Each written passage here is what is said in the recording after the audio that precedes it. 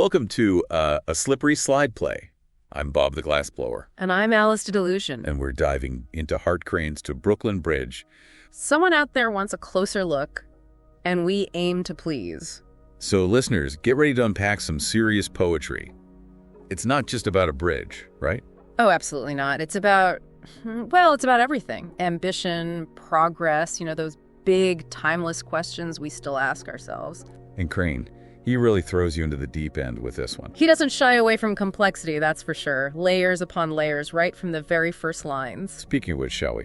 I always get chills when I read those opening verses. And in order to fully unpack that, we're going to, as always, do a close reading, line by line, verse by verse. Sounds like a plan. So let's jump right in with verse 1. Just setting the scene here. All right, picture it.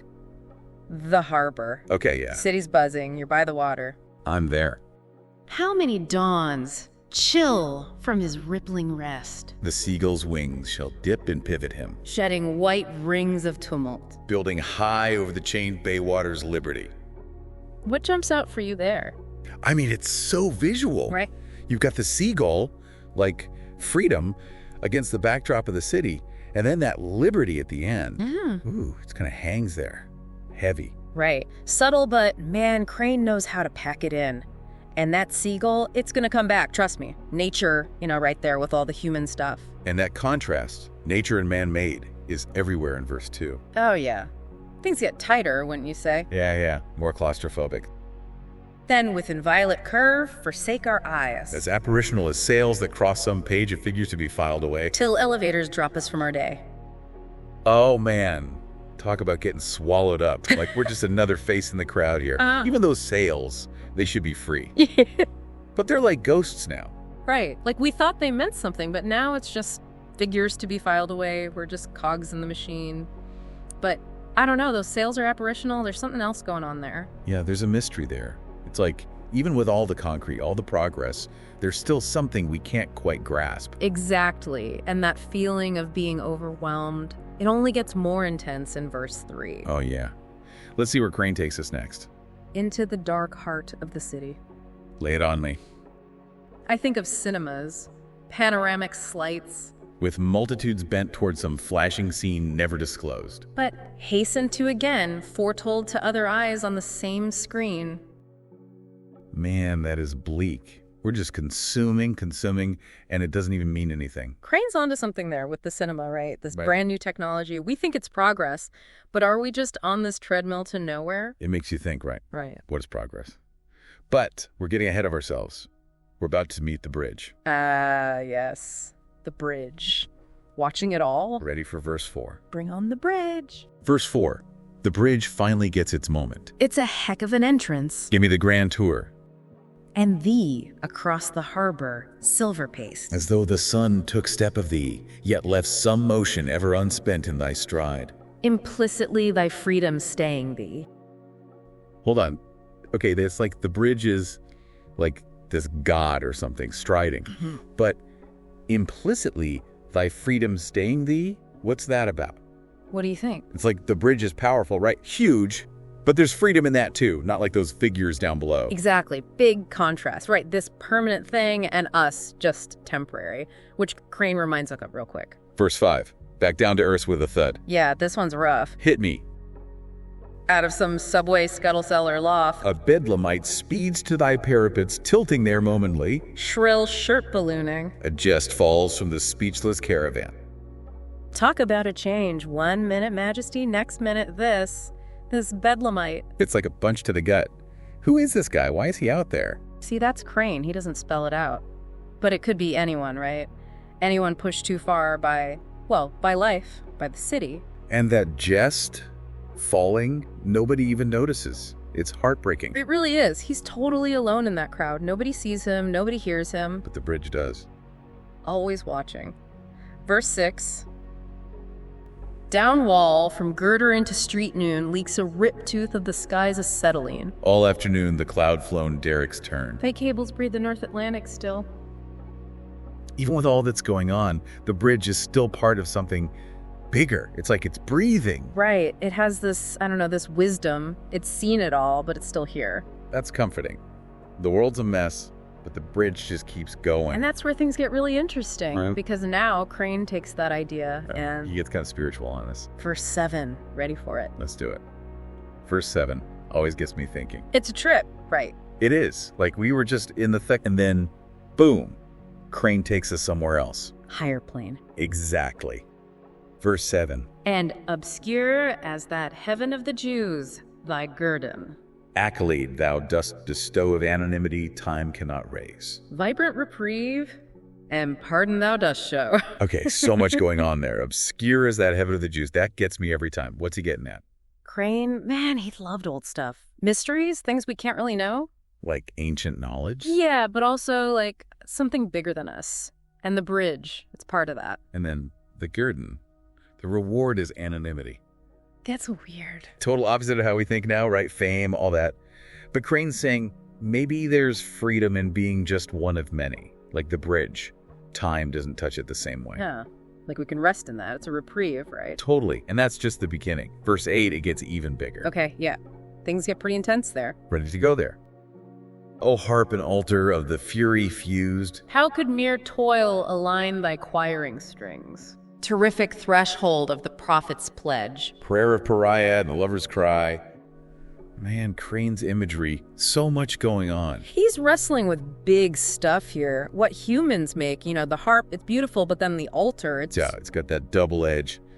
Sacrifice. Right, and Crane's saying it all comes from the same place, that fury, but then look at that line he throws in there. How could mere toil align like choiring strings? Like, even he can't believe it. It's like the bridge is almost too much to handle, this impossible thing. Exactly, but check out the end of the verse. All those different people, right? The prophet, the outcast, the lover, all connected to this one thing. Wow, it's almost overwhelming, like the bridge is holding all that emotion. Maybe that's why Crane takes a step back. Verse 9. Hey. Yeah, it feels different, calmer. Want to hear it again? Yeah, let's hear it. Again, the traffic lights that skim thy swift, unfractioned idiom. Immaculate sigh of stars, beating thy path condense eternity. And we have seen night lifted in thine arms. Those traffic lights. He makes them into stars. Crane was all about finding the extraordinary in the everyday. The bridge lets us see that. And that last image.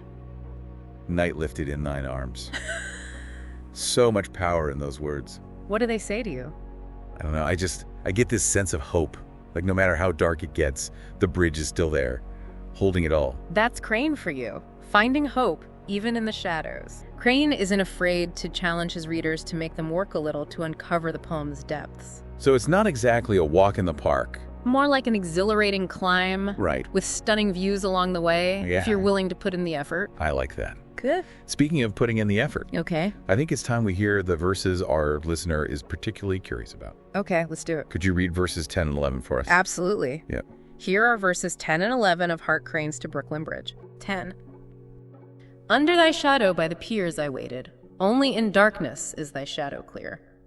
The city's fiery parcels all undone. Already snow submerges an iron year. 11. Oh, sleepless as the river under thee, vaulting the sea, the prairie's dreaming sod, unto us lowliest sometimes sweep descend, and of the curved ship lend a myth to God. Wow, even hearing those lines out loud, you can feel the power of Crane's language. It's both beautiful It is. and a little bit haunting. It's true. Yeah. He masterfully blends these contrasting elements. You have darkness and light, the chaos of the city, the stillness of the bridge. Right. And within that tension, he creates something truly unforgettable. So let's unpack these verses, shall we? Let's do it. Starting with verse 10. Okay. I immediately drawn to those opening lines. Under thy shadow by the piers I waited. Only in darkness is thy shadow clear. What's Crane getting at here? This is where we start to see Crane grappling with the idea of perspective. The speaker is literally standing under the bridge's shadow, but it's only in the darkness that the shadow becomes fully visible. It's like he's saying we can only really see something when we step back from the noise and distractions of everyday life. Exactly, the fiery parcels of the city, all those bustling activities and desires. Right. They can really blind us to the bigger picture. The bridge, standing tall and silent, Wow. amidst the chaos, Yeah. offers a different perspective. Yeah, and I love how he contrasts the fleeting nature of city life with the bridge's permanence. Yes. In those next few lines, the city's fiery parcels all undone. Already snow submerges an iron year. Right. It's like time moves differently around the bridge. It does. It's true. The city is constantly changing, evolving, Right. being undone and remade. Wow. But the bridge remains. Yeah. It's a symbol of endurance, Yeah. of something that transcends the passage of time. Right. Even an iron year, Yeah. which feels strong and unyielding, Right. is eventually covered by snow, a reminder of nature's cyclical power. It makes me think about what those fiery parcels represent in my own life. You Yeah. know? Those things that seem so all-consuming in the moment, Right. but ultimately fade away. What remains constant? What's my bridge, so to speak? That's a powerful question. It is. And it's one that I think Crane wants us to ask ourselves. Right. In a world that often feels chaotic and fragmented, Yeah. where do we find grounding? Yeah. What are the enduring structures in our lives, both internal and external? Those are some deep waters. Deep waters Yes. we're wading into. We are. And it seems like verse 11 plunges us even deeper. Yes, it does. There's a noticeable shift in tone, Yeah. a sense of longing almost. It Yeah. feels much more personal, wouldn't you say? Absolutely. Verse 11 is where Crane's awe for the bridge transforms into something more like a prayer or an invocation. Wow. He directly addresses the bridge, and we get this sense of yearning for connection. And that opening line, "Oh, sleepless is the river under thee." Yes. It's striking. It's like he's giving the bridge this almost mythical quality. It's a brilliant use of language. The bridge, like the river flowing beneath it. River sleeps. Oh. It's a constant presence, linking past, present, and future. And then he expands that image outward, He does. encompassing this vast landscape, vaulting the sea, the prairie's dreaming sod. It's breathtaking, really. Crane's ability to capture these sweeping vistas with his words is part of what makes him such a compelling poet. Yeah. He wants us to see the bridge not just as a physical structure, but as something that connects us to something larger than ourselves. Wow. The sea, the prairies, these evoke a sense of timelessness, of a world that extends far beyond our individual lives. So we have this incredible buildup, this Yeah. sense of longing and connection with something vast and enduring. Right. And then he throws us this curveball. Unto us, lowliest, sometimes sweep, descend. Yes, he does. Who are the us in this line? Yeah. And what is the bridge being asked to do? That's a question that has captivated readers for generations.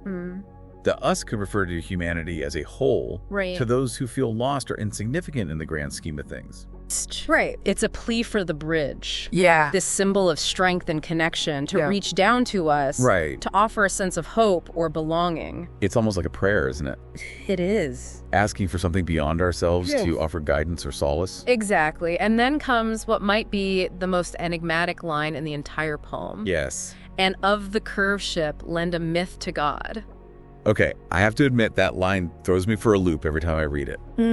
What does Crane mean by curved ship, and how can a bridge lend a myth to God? It's a line ripe for interpretation, and there's no single definitive answer.